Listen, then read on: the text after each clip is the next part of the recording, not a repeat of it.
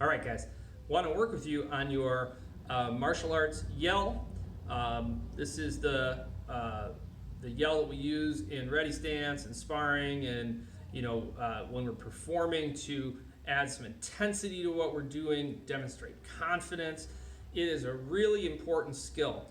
I urge you to think of your yell as a technique like any other, and try to take out some of the sort of personal objections that you might have to it, right? Like if I said your fist is loose, squeeze it tight, you would just do that. You would think of that as a technique, and you say, okay, I gotta have my hand tighter, and you would do it.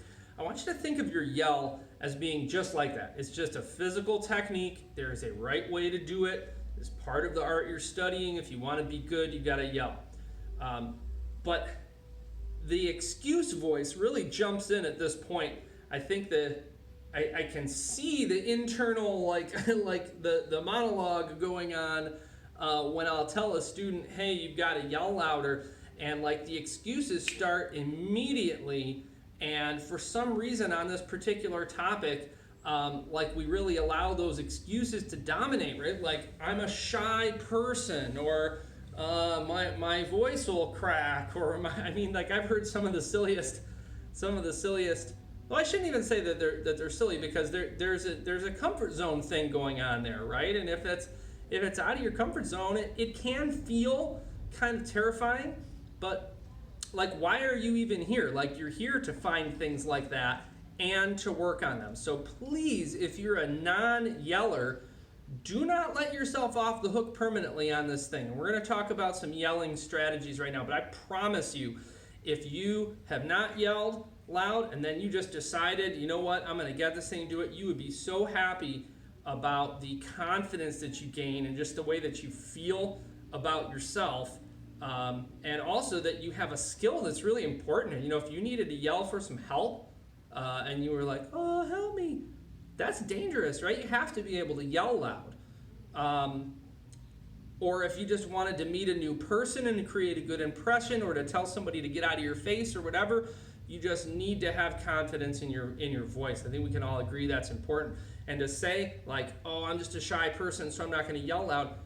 You know what? Knock it off. Is it great that you're a shy person? Like, do you expect that to give you like these great results and like really is that going to be one of the things that really allows you to follow your dreams? And like, no way. So that's why you train, right? Is to take something like that maybe will hold you back and be like, hey, that thing's not stuck the way it is, right? I'm going to work on it. So here is what I suggest that you do for your yells. If you are somebody who resists yelling, first see that it's important, and then get that you don't necessarily have to fix it like all on one day. You could say, all right, I am going to gradually get this thing, and I'm going to yell. In my next ready stance, I'm going to yell a little bit more than I did last time. And the great thing about especially the karate school environment is that everybody's always screaming and yelling, so you yell. And like, nobody thinks it's weird, nobody's going to look at you or anything. It's the perfect environment.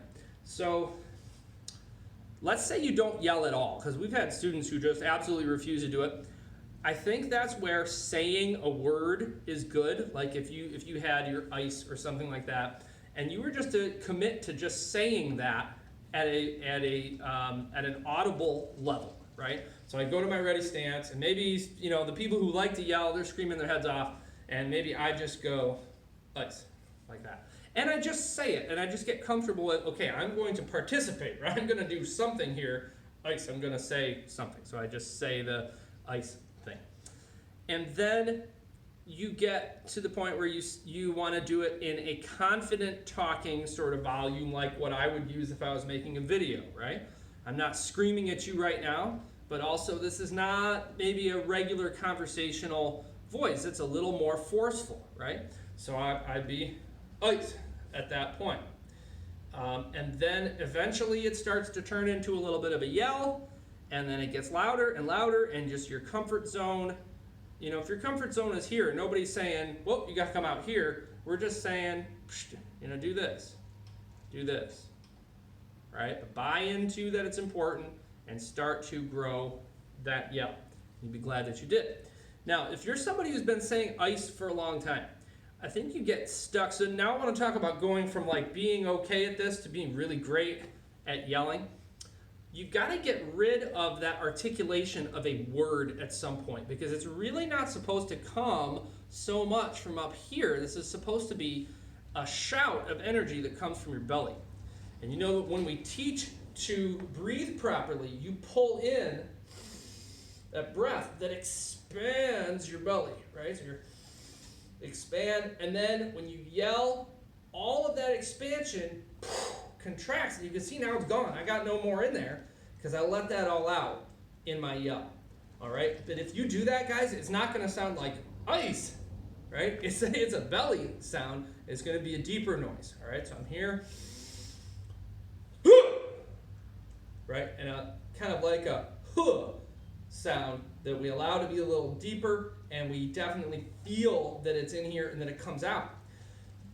Watch out for ending in a consonant sound, because if you do that, you probably are leaving air in your belly.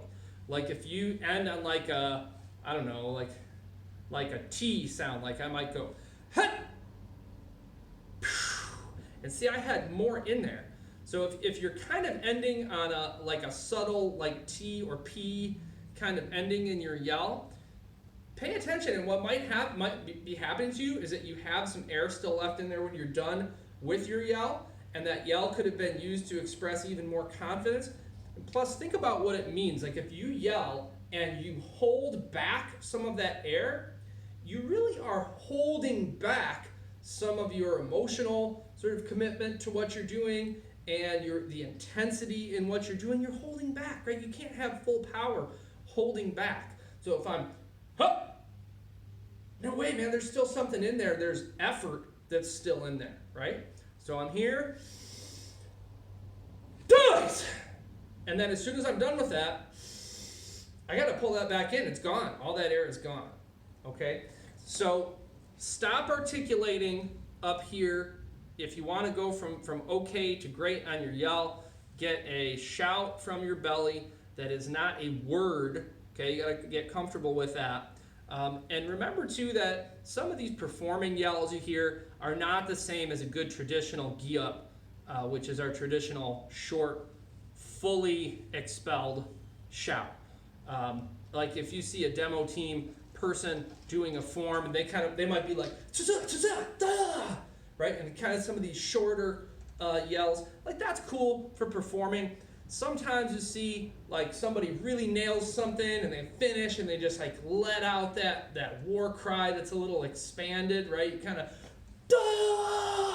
and you kind of let that go a little. I think that's cool. You know, there's a place for that, but you really don't need those things. I would start with just getting that good belly shout. All right, work on it.